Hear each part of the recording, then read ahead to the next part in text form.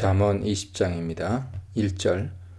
이 구절은 처음 보기에는 독주와 포도주에 대한 내용을 소개하는 것으로 생각되지만 잠언에서 매우 중요한 표현인 거만하다 라는 말과 지혜라는 말이 대조되어 사용되는 사실을 주목하면 독주와 포도주에 대한 경고라기보다는 거만함에 대한 경고임을 알 수 있습니다.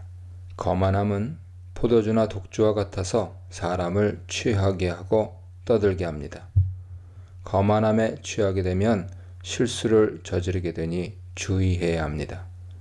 이 구절은 앞서서 거만함의 주제를 집중적으로 다룬 19장 25절로 29절의 연장선상에서 이해되어야 할 것입니다.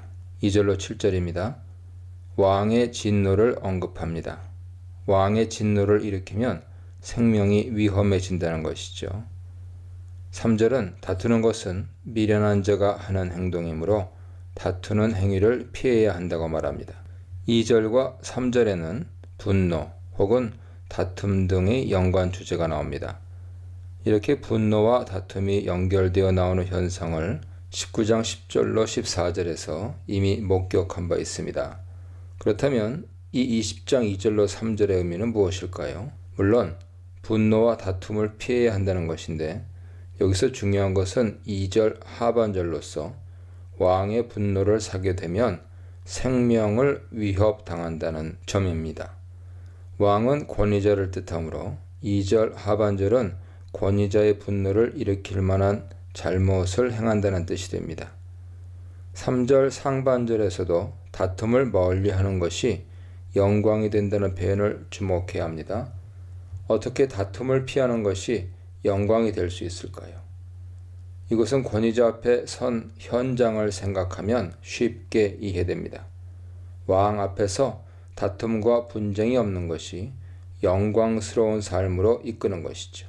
2절로 3절은 권위자 앞에서 올바른 삶의 태도를 지녀야 한다는 함의를 제시하고 있다고 해석할 수 있습니다. 4절로 7절은 성실한 삶의 모습을 강조합니다. 4절은 게으름에 대해 경고하는데 해야 할 일을 적절한 시기에 하지 못하면 나중에 아무런 결과도 얻지 못함을 말하고 있습니다. 시간에 대한 성실함을 강조하는 것이죠. 5절은 사람의 마음에 있는 계획을 알아내기 어렵지만 지혜로운 자는 그 계획을 파악해낸다고 말합니다. 5절의 의미는 6절과 연결해서 생각했을 때 분명해집니다. 6절은 많은 사람이 자신의 성실함을 자랑하지만 그런 성실함을 지닌 자를 실제로 찾기는 어려움을 가르쳐줍니다. 5절과 6절을 함께 생각해보면 겉모습뿐 아니라 내면까지 성실한 사람은 많지 않지만 지혜로운 자는 그런 사람을 구별해낸다는 의미가 됩니다. 7절은 온전하게 행하는 자가 의인이며 그 후손에게 복이 있음을 말합니다. 7절을 앞 구절들과 연결해 보면 온전히 행하는 자란 삶을 성실하게 살아가는 사람입니다. 성실한 사람을 찾기는 어렵지만 지혜로운 자는 그런 사람을 찾아낼 것이며 그런 성실한 사람은 결국 복을 받게 됨을 알 수 있습니다. 따라서 우리는 시간 측면에서 성실한 사람이 되어야 하고 성실한 사람이 될 때 결국 복을 받게 될 것임을 기억해야 합니다.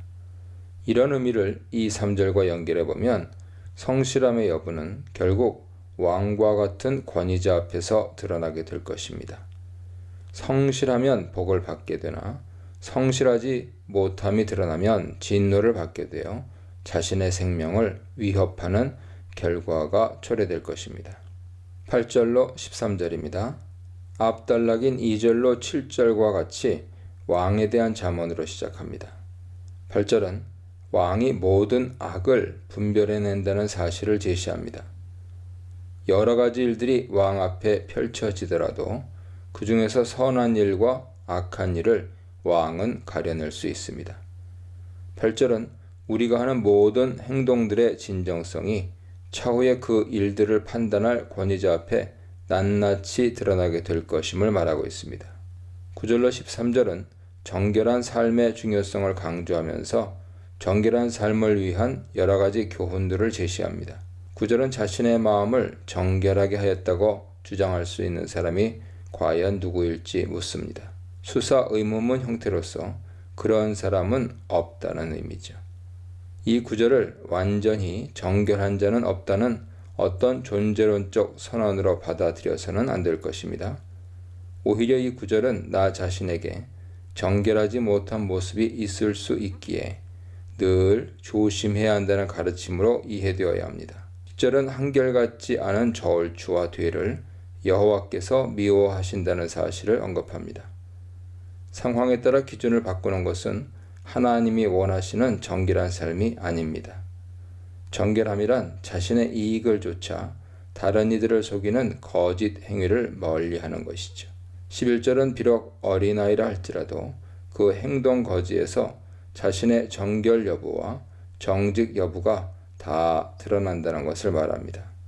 정결, 정직의 여부는 결코 숨길 수 없습니다. 12절은 여호와께서 눈과 귀를 지으셨음을 말합니다. 단순히 창조 행위를 말하는 것으로 제한하지 말고 하나님께서 눈과 귀를 지으셨으므로 눈과 귀로 보고 듣는 것을 통해 하나님을 두려워해야 한다는 의미로 해석하는 것이 좋습니다. 12절을 11절과 연결해 보면 정결하지 못한 행동은 반드시 드러나게 되어 있고 여호와께서 미워하시니 결코 그런 행동을 해서는 안 된다는 점을 알 수 있게 됩니다. 13절은 잠자기를 좋아하지 말아야 하고 눈을 떠야만 풍족한 양식을 얻을 수 있음을 말합니다. 13절과 12절은 눈이라는 주제로 연결되죠. 13절은 눈을 감아서 잠드는 경우에 대해 경고하는데 잠자는 것은 여호와께서 지으신 눈을 감는 것이며 결국 정결하지 못한 삶을 용인하는 것을 뜻하게 됩니다. 우리는 눈을 바로 뜨고 하나님을 경외하기 위해서 최선을 다해 정결한 삶을 유지해 나가야 합니다.